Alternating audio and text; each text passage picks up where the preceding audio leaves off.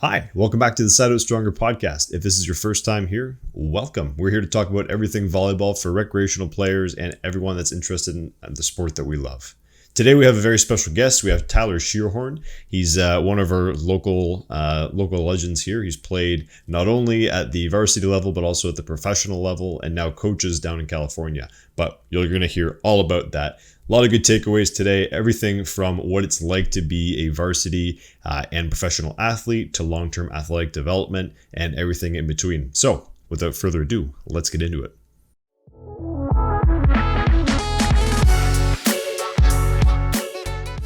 Hi, Tyler. That's how I've been starting all of these. It's been working so far. So for those of you who don't know who Tyler is, come on, get on our level.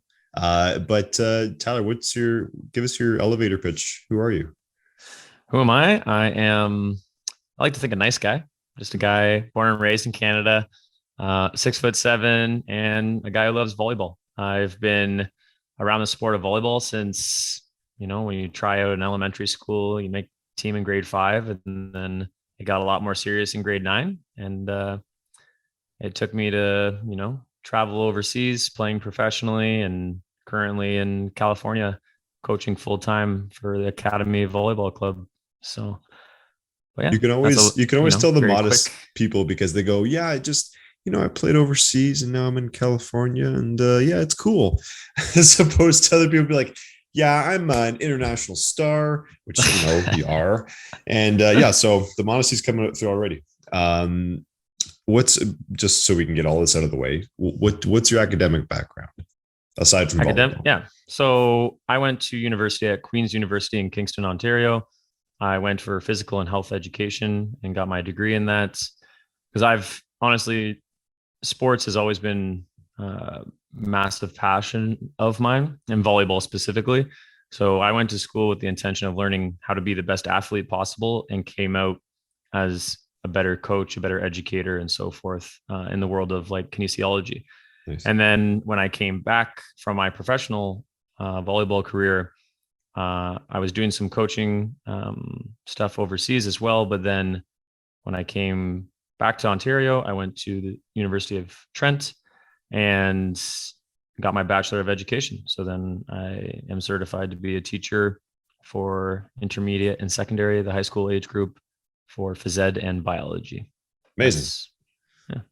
I'm always curious about this because I don't know. I grew up in Ottawa Valley, rural side, and volleyball wasn't it's not a huge thing in Canada to start with in my mind, and it was even smaller in there. So did you have somebody that that got you into volleyball, or somebody you looked up to, a coach, family member, something like that? I think like getting into the sport, like I did everything. Like I was soccer, basketball, volleyball, track and field, like everything. I just wanted to be active. But when it came to volleyball, we found early success, I think, in my elementary school. And, at that time, I'm just, a 6'2", 6'3", grade 8 kid that's tall and tipped the ball every time, was not good in any, spectrum. There was guys on the team much better than me. And, but yeah, we found success. And obviously with early success, you think, oh, this is fun. We like winning is fun. Yeah. And then in grade 9, it was the first week of school and there's the grade 9 tryouts, and the senior team head coach and our guidance counselor came up to a group of us grade 9 kids. So me and a few friends that went to the same high school. And he's like, hey, you guys should play club. And we had no idea about club, but I knew more volleyball was more better. If that's bad English, but it was good.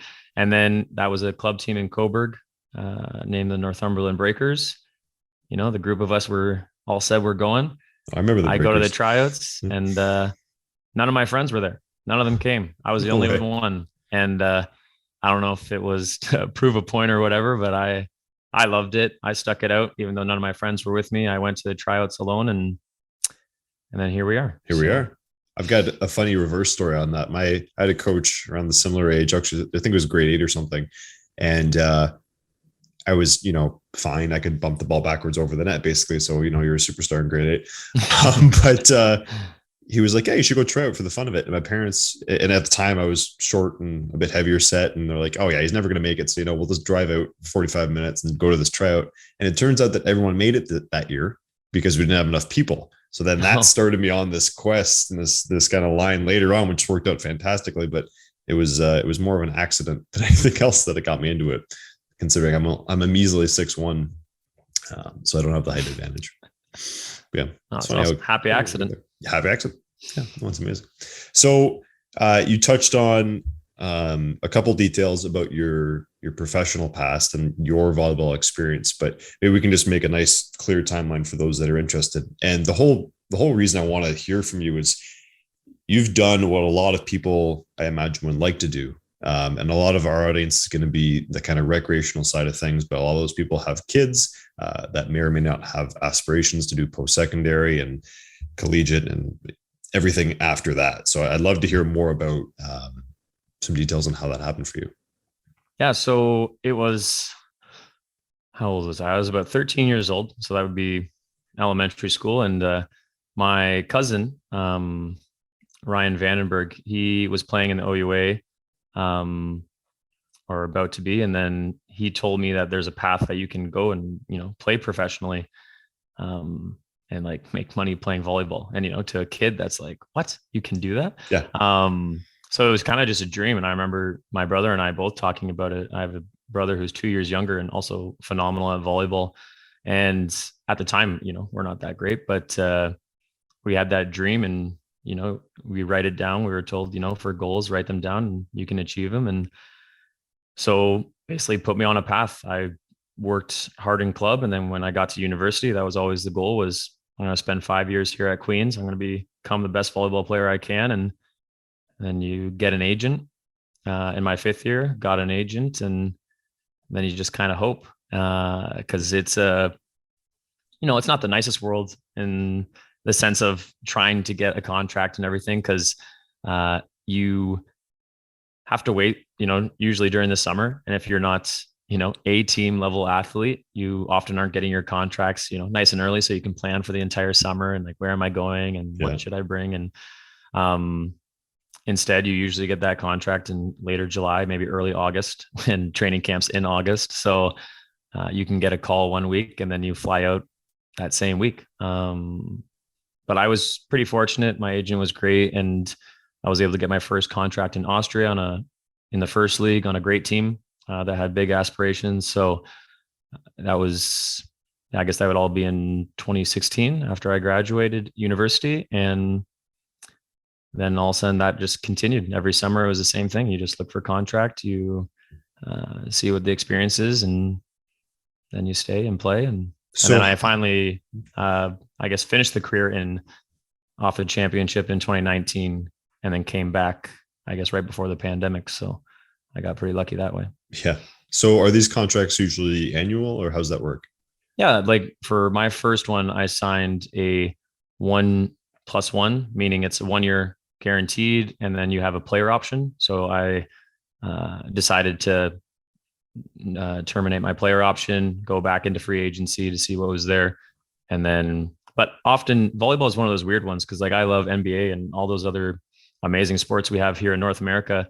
And, they sign like 5-year contracts. And in the volleyball world, even at the highest level, they're just signing like 1-2 years. And then there's a lot of movement. Like even the best players in the world, you'll be like, oh, they're in Italy. And then all of a sudden you'll hear now they're in Russia. And you're like, what? But even the lower levels as well. Like usually it's a 1-year contract. They see what happens. And sometimes you sign extensions, sometimes you don't. So that's super interesting. Do we have any idea why that is? Like why it's so different from other sports? Yeah, I honestly don't know. Like it has to be something on the business aspect, I would imagine. Like something with money, something with, you don't get tied down in case and because maybe there's more volleyball people just coming through the system, and even more now that North Americans are also like just hopping over to play in Europe or wherever.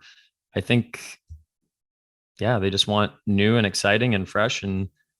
But I think long-term and in our sport, if it needs to grow, it's going to have to be like one major league and larger contracts and more stability. Cause that's one thing with volleyball right now. There's just not much stability. Like you just uproot your family sometimes within a year or two. And that's not easy on people. And that's why some people leave the sport early. Right. Yeah, no, for sure. That's interesting stuff. I've been talking to a buddy of mine, Josh Roberts, that's getting into that that realm, and I've learned a lot already. But every time we talk about stuff like this, I just realize how much I don't know about the kind of professional league. And Keaton and I have talked about it a little bit and all that kind of fun stuff. But it's a whole new world out there, and Yeah. you wouldn't, unless you're in it somehow, whether you're in like the collegiate system or whatever it is. Most of us have no idea it's even out there, which is wild.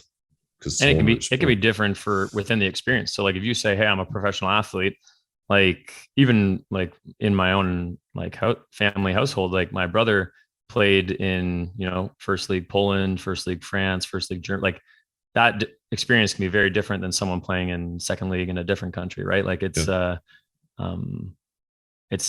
I guess not all contracts are also made even, right? Some people have contracts that are like, I'm just happy to get overseas and enjoy, and other people are like, no, this is my life and I'm doing very, very well. Yeah. And that was kind of my follow-up question. What do financially, what do the contracts kind of range between? Like, we know that the NHL and stuff gets crazy, but no, 100%. I think it's definitely not what NHL or NBA guys are making, but there are, on the high end, there are people making like €1 million, which is, over $1 million Canadian. And there is also a lot of incentive stuff. So like if you win top scorer at a tournament or top attacker, then you can also be getting thousands because of that. And, they might put in your clause, like if you win championship, you get a bonus. If you make the finals, you get a bonus, whatever.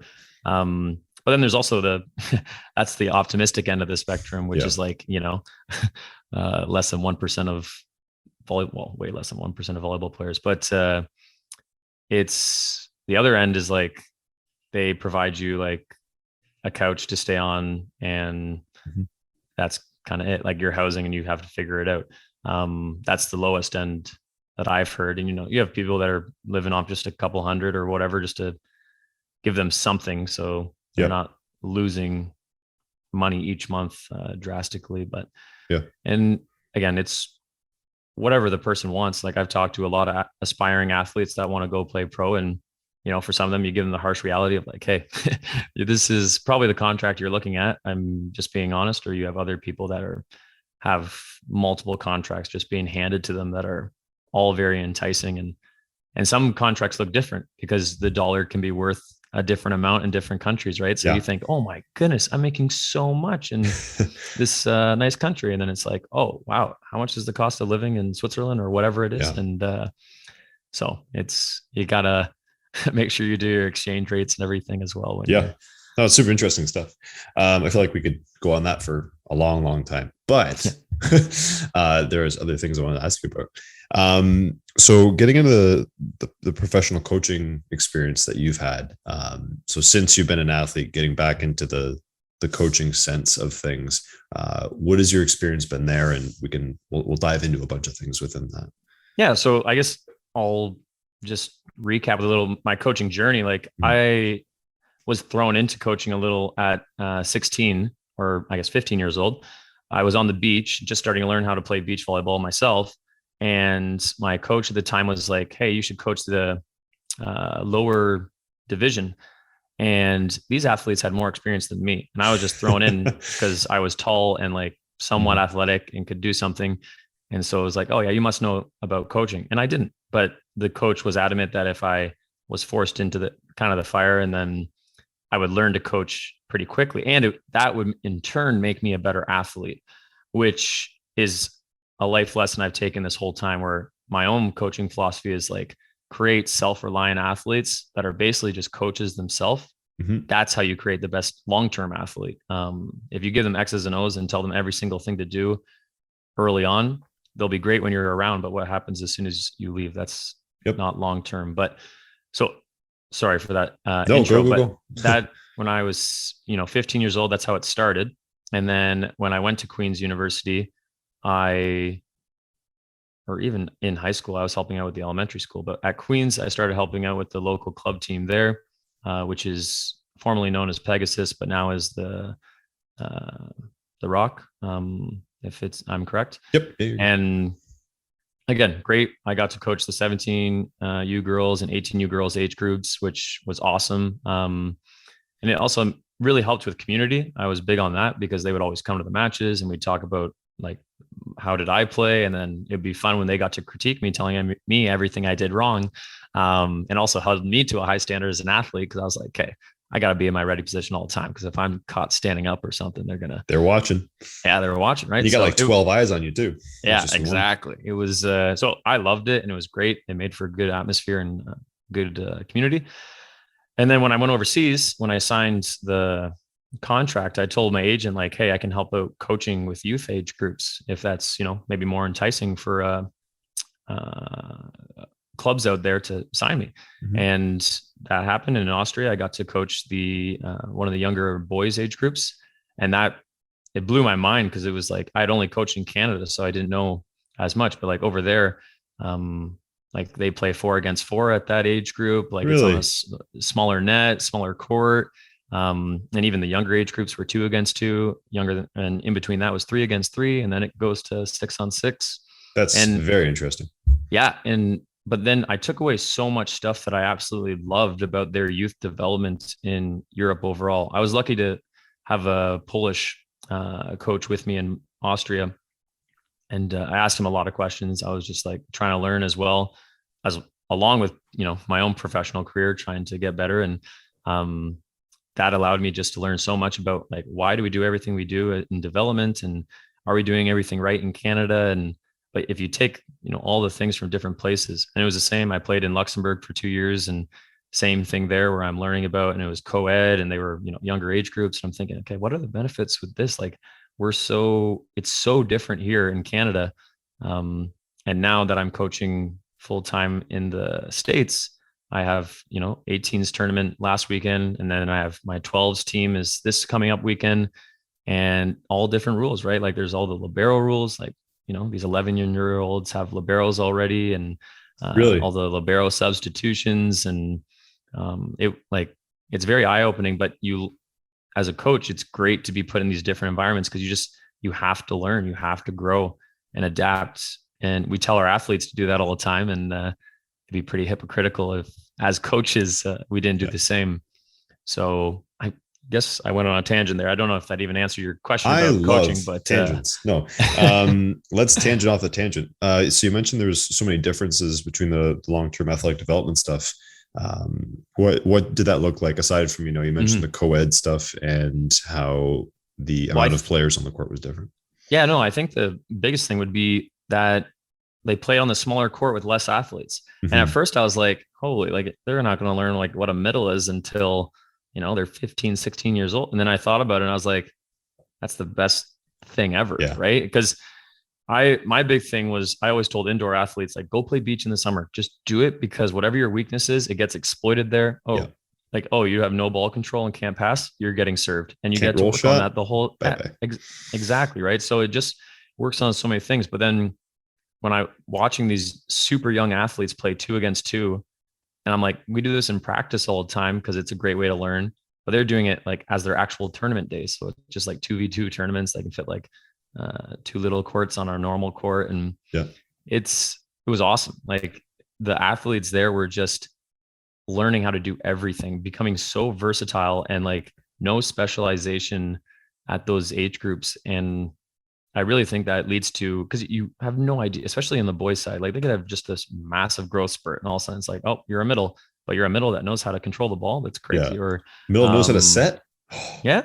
Oh boy. And the coach, like I find as a coach, like I try to make versatile athletes, because you never know the situation, especially like if there's a rolled ankle in the tournament, you're like, hey, remember that time? Like you're on right side, you're on left side, you're like switching all around. And I think that long-term athlete development, when you're teaching them that they can do anything and everything, it's so special, right? Yeah. Because as a coach, I think we say it, but then all of a sudden it's that toxic element of winning. As much as it's my favorite thing in the entire world is winning. If we're sacrificing development to do it, and oh, hey, tall kid, right now you can't pass worth a worth a poop. And they are allowed to they have to pass with that other mindset. You can't just hide them or take them out. Yeah. And I think it's just great for the sport. Yeah. And I think it's a big mindset piece too, right? Like you get a lot of middles by 17, 18 you hear, and all they say is, I can't pass, I can't pass, I can't pass. Mm-hmm. Whereas if they've been exposed more and put in situations where they had to, they wouldn't have that mentality, and they wouldn't be as like just afraid of it. And that's why I love the in Ontario, the Tall Maples program. I was fortunate enough to work with them. I forget which year it would have been, 2018, maybe 2019. I don't know. But when I went up to North Bay with them and did the Tall Maples program, I was like, this is it. Like, this is amazing. And the athletes there were like, I thought it was hilarious when they made it, and I heard about it. I was overseas at the time, but they were like, you had to be a certain height requirement to make the Tall Maples. And that was basically the only protocol. Yeah. And so we get to this camp, and I'm like, okay, it's volleyball we're teaching, but you have all these athletes that are like, yeah, my coach never lets me go in the back row. My coach never lets me receive. And you're talking like, we're not talking about like 23-year-old athletes or anything like that. They're training to win. We're talking about youth, like these athletes that just want to, some of them just wanted to set, Yeah. But he's 6'6". So guess what? You can't set. You're our middle. Yeah. And it's like, what? And so that program, I think, is just awesome, because you were just instilling confidence with these other things. Like, hey, like, just teaching them, playing in the back row. Like, it's just something that was really, really fun. So they all had to play all the positions, and, middle obviously was the one that they were most accustomed to for most of them. But no, it's great. That's also a great program back here for long-term athlete development. Amazing. Very cool. Yeah. Again, wouldn't know anything about the Austrian volleyball program. So this is really cool to talk about. Mm-hmm. So tying into, the next tangent, I want to ask this in the least cheesy way possible, but I want to talk about your pillars as a coach and how those have been derived from your experience as an athlete, but also your experience as a coach in these different countries and these different exposures. What was the first part? Sorry, your pillars as a coach. Your training philosophies. Okay. Yeah, sorry. I heard my colors as a coach, and I was like, color personality. Okay, we're doing a personality test. Got red right now. See, we both got red. Canadian. Yeah, exactly. Represent, right? The pillars of coaching. So, yeah, that's I guess it's a loaded question. It's a big question. Take it however you want. Yeah, pillars of coaching. So if you go towards like your philosophy, and the good news is that I think as coaches, sometimes we stick with one and it's like, this is it. But there should be some pillars, but our philosophy should always be changing, right? Because our sport is changing, and the world is also changing around us. So it's good to definitely be open to and receptive. But the few biggest things are that the psychological part of coaching is the largest one by far. Like, you hear people say like, oh, the game is like 90% mental, but I'm not going to put a statistic on it. But I think psychological affects the, physical component, tactical component, and technical components. So I guess those are your main pillars usually on a thing. I would put psychological right in the middle of it and connect them all. Mm-hmm. And then you go down from there. And I think psychological, the big word for me is confidence. Like, confident athletes, you have to be confident in your ability. And if that's one of my pillars, the word confidence, I like to split that up into two different sections. So confidence being, it's both self-esteem and self-efficacy. And self-efficacy is a weird word, but basically just meaning the belief in your ability to do something. So when you practice a serve, like, you have to believe like you can serve it over the net, and you do that by practicing and serving over the net. So when you get in a game, you believe you can do it. Yep. And then self-esteem being like your self-worth and how much you actually like about yourself, mm-hmm. Which is a hot button topic, obviously, in our society and culture, just like, with social media and everything. But having that high self-esteem, like believing like, hey, I am great. Like, I'm a great person. Like, my personality is great. I'm nice, all these things. And if you combine those things, you have confidence within our sport. And then, then it just kind of leads into, discipline, hard work, effort, everything like that. But you have to touch upon the prior parts to it. You can't just work hard in a gym and get 1,000 reps in and think, okay, that's good. Like, I'm good now. I've upgraded to level 2. Yeah, exactly. Like, it's the psychological component is way bigger, right? Because I'm sure you've seen many athletes or know them that, in practice, they're like, bop, bop, dimes all day, like bouncing, all that stuff. And as soon as the game day comes, it's like, we did not train with pressure in our environment, or we did not train with the fact that, my team looks to me to score, and we did not like all that kind of stuff. So training your athletes in order to be confident in their team and their skills and their execution. That's, I think, the biggest pillar in my coaching philosophy. Yeah. Love it. I like kind of learning by contrast. So this total curveball towards Tyler. So good luck with this one. Could you think of examples in which teams and coaches wouldn't be starting with that psychological component and maybe skipping it? And like, what could that look like? What would it look like in a practical side? Like, and what could happen if we don't deal with that specifically? Yeah, totally. I think the easiest way for me is when you just do some mundane activity, over and over, like a block practice format where it's like you have someone toss you a ball, which, we can get into the details of that, but you should toss it over the net so it's more realistic. But anyways, so if they just toss you a ball right in front of you and you just pass straight on, straight on, straight on, straight on. And it's like you're working on the technical component. So you're putting technical first. Like let's say you're just talking about platform the whole time. So it's just platform, rep. But the rep's not game like, and the rep has no processing or thinking as a part of it. It's just mundane. Like you might as well go do a workout at that point, right? Because, workouts are great because I was gonna say, don't bash my workouts, Tyler. No. Like workouts, exactly. Workouts are absolutely amazing and a huge part of our sport. Yeah. But it's not, psychological is not you're not trying to, beat someone at a game when you're lifting your weights to try and get stronger for the physical component, which again is the other part. But so when you're doing a mundane activity like that over and over and over with no thinking, no processing, nothing, then you're not putting psychological first at that. And you could be like, oh, and and I've done it myself. I think I would be hypocritical if I said I've never done drills like this, where it's like, okay, you just got to push through, push the mental, like you're getting tired. And it's like, no, they're getting bored. Like it's you aren't giving them a real task to think and a real task to process. They're bored. They're not like, give them something where, and you can't give them overload. You can't just be like, okay, here's a million things. Here's our game plan, XOs, and here's the opponent, blah, blah, blah. And then they're like, well, coach, I'm burnt out. I'm overloaded. This is overwhelming. I'm overstressed. I am all these things shut down. But you need to find that wherever the comfort zone is and take one step outside of it. And then you need to find it again and then do it again. And that's the psychological, right? I don't know if that answers your question exactly with the drill, but that's a drill you see. And it's like, okay, like there's a lot more stuff you could do to make them push outside their comfort zone. But we talked about confidence and self-efficacy, and I love self-efficacy. And what kind of tactics do you put into place when you have a player that is skilled, but their confidence and their self-efficacy sucks?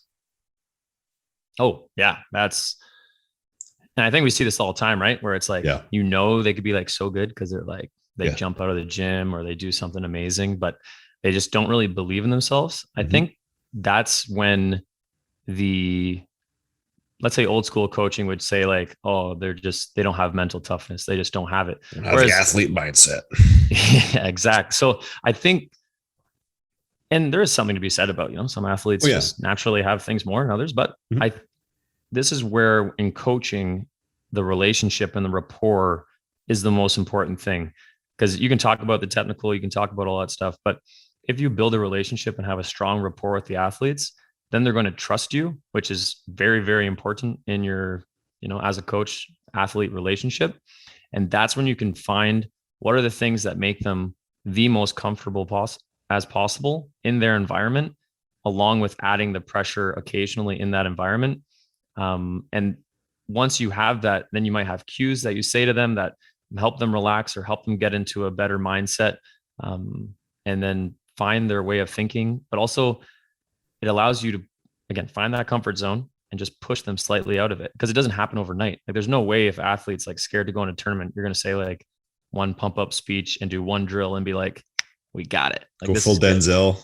Yeah. You need to put them in scenarios where they can find success while still being a little bit vulnerable, and then it can lead to tournaments. Like I had an athlete this weekend that in the practices like was doing well for sure, but when we got to the tournament, we put a good amount of pressure in the timeouts on this athlete to be able to, they were spin serving, and their spin serve was at the time inconsistent.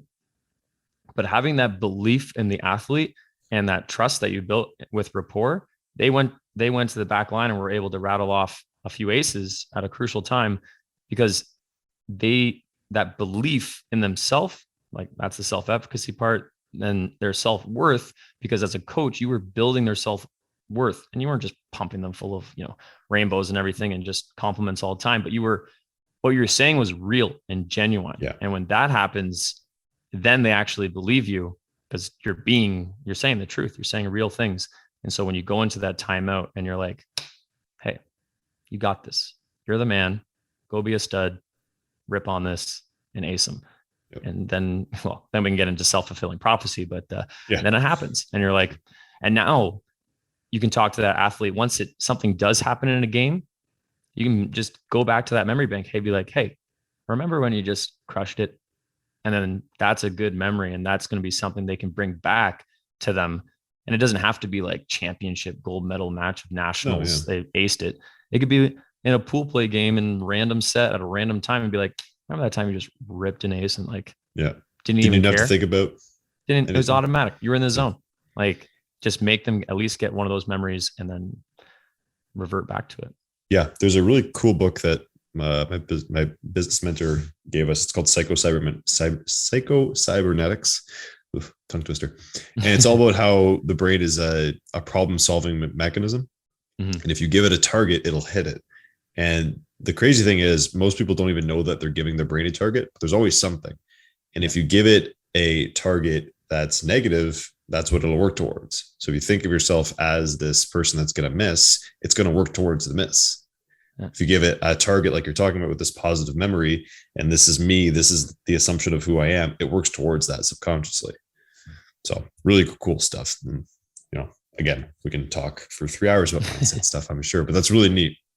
And tying into that, we're segueing through the tangent into the next tangent. Let's go with that. Dealing with failure. How do you help athletes to not dwell on their failures and, like you said, bring them back to previous memories if they're having, a bad day, a bad streak, a bad whatever it is? Yeah, no, I think when it comes down to failures, as a coach, you have to help the athletes understand what are good failures and what are bad failures, right? And like I had my 12s team yesterday, we were practicing. And so these guys are just learning, bump set spike, and it's amazing. But they would make a mistake. They would try and bump the ball over on one, right? And then they would also make a mistake hitting it on the third attack after a nice bump, a nice set, and hitting it into the net. And the athletes were kind of getting agitated with each other when, they did the good bump, they did the good set, and then they hit it in the net. And they're like, come on, like, saying, I worked so hard, I did so well. Yeah, like we did our job, why didn't you? And then, whereas like if an athlete just bumped it into the net, they'd be like, oh, okay, whatever. But then I really wanted to flip the script with that kind of thinking where it's like, no, like he tried to bump it over, like he didn't even want to get the set, or that, like, we're trying to get the hit here. Like this is volleyball. And teaching them that, like, hey, when you just try to bump it over on one, even if you got the point, I'm not getting fired. Like we're trying to develop here. We're not trying to win this one drill in a practice on a Sunday evening. We are trying to be the best athletes long-term as we can.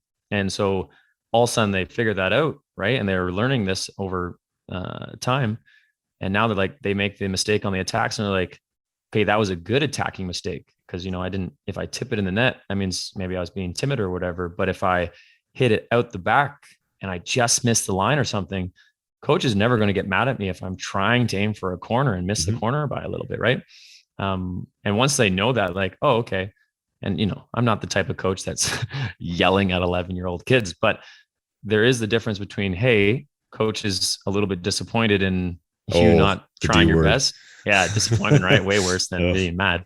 But then coach never seems to get, like, he really encourages, like, he's almost happy when I make an error. And once that kind of understanding is for failures, it just leads to a better team environment, because now the athletes are encouraging. Like, oh, they miss it out the back by a little bit on a big heavy swing. Everyone's clapping on the team. Like, you got all these 11-year-olds fired up for an error, for a failure, but it's because they know he's trying to get better. He's trying to make our team better. And when you can create that kind of environment as a coach, I guess then you're laughing, right? Yeah. So it's a very much a positive. No, that's great. Again, this ties right in. When it comes to creating a culture within a team, obviously this positivity and this reorientation with good failure sets the tone on the court. That's fantastic. What kind of stuff do you do to create a energetic, supportive team environment as, you know, things are warming up, things are cooling down, off the court, team events, that kind of stuff? So to create a positive culture. This is a hard one, folks. Yeah. Because I guess there's so many things that you can do, but I think the biggest one is when you're on the court, it's like you need to just really reinforce what are positive attributes, what are negative attributes, what, like, I've actually have a few coaches that I, you know, also look up to, and they have like these, you know, different incentives with their teams. Like some have like, you know, this big like WWE belt that they give out every week. And it's like rewarded for maybe not like leader in kills or anything like that, but for the qualities that they're looking for. And each week that person gets represented and the team's fired up for that person because they were able to bring something to the table. And then with off-court stuff, the biggest thing is just if they can become, especially the youth age group, but when they become friends, right? Like if they can really bond and like believe that the person has their best interests and is supportive of them, that's when you're going to have a very, very successful team. And there's a million things you can do with that, because you have to sometimes in those environments be put in situations that are a little uncomfortable. So maybe like a high ropes course or something where it's like, you know, I've never done this, or they have to do different challenges at places that, you know, they've never done before, but they have to figure it out as a team, and they might fail, they might get it, but it allows them in a different like I would always give a team these survival games, and basically, especially online, they were great too, because you could just like put them in different Zoom rooms, or in person, you put them in little groups, and, you know, they have to organize like these survival elements to, you know, the scenario would be, you know, your plane crashes and you have 10 objects or things that you got out of the plane. You and your team have to prioritize what's the most important to least important to survive. And so you have the whole team is debating and all this stuff, and has nothing to do with volleyball, like absolutely nothing. But no, they're laughing, but they're also like serious, because like, you know, and you tell them in the game, the scoring system is if you don't, whatever you make it to be, it doesn't matter what it is, something. Yeah. And like there's no repercussion, but everyone wants to win. That's why you're usually in athletics. And so, you know, they're taking this super seriously, and it's amazing. And you know, if they organize it wrong, then there's a chance to get hypothermia and don't make it. Or then if they get all the stuff, they're fired up because they do it together. And then usually leaders come out of it, and then natural leaders with communication. And then you can see that as a coach, like, okay, who's standing up, who's on the back, like, because you might have it where I know a lot of coaches want their best athlete or their top scorer to be their leader. It doesn't always happen like that, right? Like it's you want to see what naturally happens within your group and your context, because that social dynamic is going to make or break a lot of your teams before they even happen, right? If all of a sudden you're way off on your reading and rapport and relationships with the athletes, you can be in for a bumpy ride for sure. Yeah. I kind of like it when the captain, leader, whatever you want to call it, isn't the top scorer. Just because, why is that? From a practical standpoint, if your top scorer has a really bad day, all of a sudden, in like, say they get in their head or whatever it is, because they're the top scorer normally, then it depends at the age level, obviously, but they could take themselves out mentally in a couple different scenarios, right? And then if you think about having somebody that's not that leader, then they could take over from that position and say, hey, get back into it, or just organize the team in a different way that doesn't rely on that person scoring all the points. So No, I think there's pros and cons to both, right? There's Yeah. pros Oh and yeah, cons yeah, to, for sure. yeah, you just want your, as long as you make your captain the person that is, great at the skills or qualities or values that you want to embody your team, that's the most important thing. I Totally. think whether it's a bench player or a starter or whoever it is, but yeah, it is awesome when I've had different teams with different captains and, co-captains or single Mhm. captains or whatever. And they always seem to bring their own flavor, but it's usually pretty great because you also Yeah. don't want someone that's just, someone that's just a yes person is going to say yes that like you want someone that challenges you. And Yeah. those have, in my opinion, have been like really, really awesome when they're able to like, especially ask the question why. Like I encourage my athletes always to ask that question where it's like, obviously there's healthy ways to do it. So if you're in the middle of a practice and all of a sudden you're yelling, why are we doing like, What it's probably not that, Yeah, no. not the healthiest context, but like, then afterwards you're like, hey coach, can we talk after practice? Yeah. We'll have me and the other captain will come talk to you. And then with your assistant coach and you have a question like, why are we doing more of these type drills and blah, blah, blah, or whatever it is. And then you can talk about it. And it's like, you know what? I didn't know you guys were feeling that way and blah, blah, blah. And Well, it it's gives great that insight, you, right? Yeah. yeah, Like, yeah. I they're was, also they're youth athletes. They don't always they're not always super forthcoming with information. Turns out. well, especially when like, you think like, oh, why aren't they just honest and tell me everything? Like I told them at the beginning of the season, they should like, I'm open and they have my, email, Yeah. like it's crazy. And I see them, but like you're talking to a person that needs to get more or is passionate about getting playing time. So Mhm. if you are going to question the authoritarian figure about something, then your normal response is, oh, hey, when I tell someone I think they're doing something wrong, they're not usually my best friend the day Yeah. after, kind of thing. So it's, yeah, as coaches, we have to realize that we're in that position. And if you think you're just buddies with all your athletes, I think that's also super dangerous, right? Yeah. Like you have to be the coach, but also understand that you're the coach, right? If that makes any sense. So Yeah. it's definitely something that you can't just, wake up and do. Like you have to really think about it and reflect on it. And again, reflection is a huge buzzword in our sport, but whether it's self-reflection for the athletes or self-reflection for the coach or team reflections, like you need to reflect and grow and learn and get better. Love it. All right. I don't want to hold you too long. I have one more question.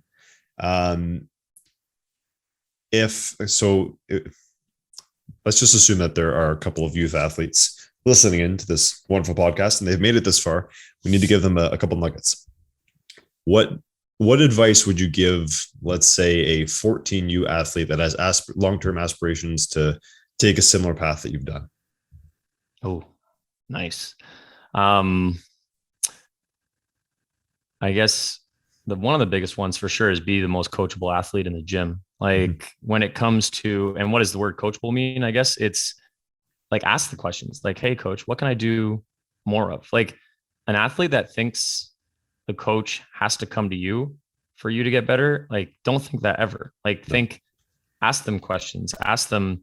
And then when it comes to like getting recruited by universities or anything like that, email them. Like don't think it's like a movie where they just Yeah, come to it's you not passive. and yeah, like and that's something that's fully in your control, right? In volleyball, we talk all the time about control of controllables.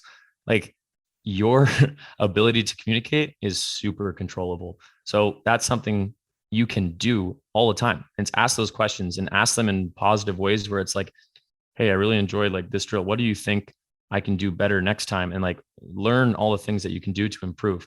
And then never try and put yourself in a little box, right? Like when it comes, let's say I was a middle and I was, 6'7" in grade 9. And it was like, okay, you're going to be at the net. But I wanted to be in every defensive drill and I wanted to be hitting from the back row all the time. And I wanted to set, I wanted to. And so I was lucky that versatility was one of the things I wanted to be my calling card. I wanted the coach to be like, I can put you literally anywhere and our team will be better for it. And wherever the coach needed me, I would go. So, you're playing Team Ontario as a middle blocker, and then all of a sudden in September, you're playing Queen's University as their right side. And it's like, and then even playing pro, they're like, okay, we're going to make you as a right side in the back row and middle in the front row. Like coaches want to be able to have every option available. some coaches obviously are, they stick to something if they think it works, but I think the top coaches are very open-minded. And so if you are versatile and able to make them even more open-minded than they would have thought, awesome. So, just because you're shorter or something, don't be like, well, I'm a libero. Try setting. Why not? Like, if you have the best set of hands, it's going to be very hard for the coach to be like, you're by far the best at actual running on offense. So like maybe be a setter, like just keep your doors open, because maybe that team has a phenomenal libero and you still want a spot on it. That's the thing, right? Yeah. So versatility and coachability, those would be my, two biggest things. And then expect failure all the time. Like our sport is made around errors. Like it's not a very fun sport, especially at youth, right? So many errors all the time, but expect them. Like that's part of the growing process. And if you see failures more as opportunities to learn, then sky's the limit, right? You just work hard, continue. You're going to hit a bunch out. You're going to serve a bunch out, whatever it is. But you're going to get better and better for it if you reflect off of it and learn. So that's probably way too much than just, one or two nuggets, but that's kind of the general thing. If you want whatever level you want to reach, whether it's, maybe you're a youth athlete just wanting to make it to a post-secondary or club team, or maybe you're in post-secondary and you want to go play pro. Like those are all things that you need to make it to whatever level you want to go. And they're transferable to your real life. Like, and I guess I shouldn't say your real life because volleyball is real life. But maybe you're going into business or something like that, right? Like those are transferable skills, just being great at communication and self-reflection and all those things. Or just being an employee, right? Yeah, 100%. Yeah. All right. I think that's a perfect place to cut it. Tyler, where can people find you if they want to learn from you and maybe get a hold of you? Yeah. I am at Coach Scheerhoorn on Instagram and Facebook. I'm currently working full-time for the Academy Volleyball Club in Redwood City in California. But feel free to also go to www.coachscheerhoorn.com. All my contact information is on there, or you can message me over Instagram or wherever. I do check it often. So yeah, feel free to contact me. Even if you think it's the silliest question in the world, like I love talking volleyball. It's my full-time job to coach. And that's why we're on this podcast. Like it's these type of reasons, right? Like, so feel free to message me. Like I just said, communication and coachability is one of the biggest things. So it would be pretty hypocritical of me to be like, reach out to coaches and learn and stuff, and then not be available. So reach out to other coaches, just not me, just other coaches. Yeah. Just realize there is a time difference. So if you are, if you're from maybe the East Coast or something like that, I'm on West Coast time now. So I might be, asleep, or you'll be asleep, or whatever it is. So, but yeah, I will respond and would love to talk volleyball with anyone, whether it's a person that's just getting into the sport in youth, or it's a recreational athlete that's older, or a professional athlete, or whoever it is. It's still bump, set, and attack. So I would love to Awesome. talk. Perfect. Well, that's a great place to cut it. For those of you who have made it this far, love having you on, and can't wait to get our next guest. Thanks so much, Tyler, for coming. This has been amazing. Ton of good nuggets, and I think there's a lot of really good takeaways. Thank you so much for having me. I really, really appreciate it. All right. Next time, guys.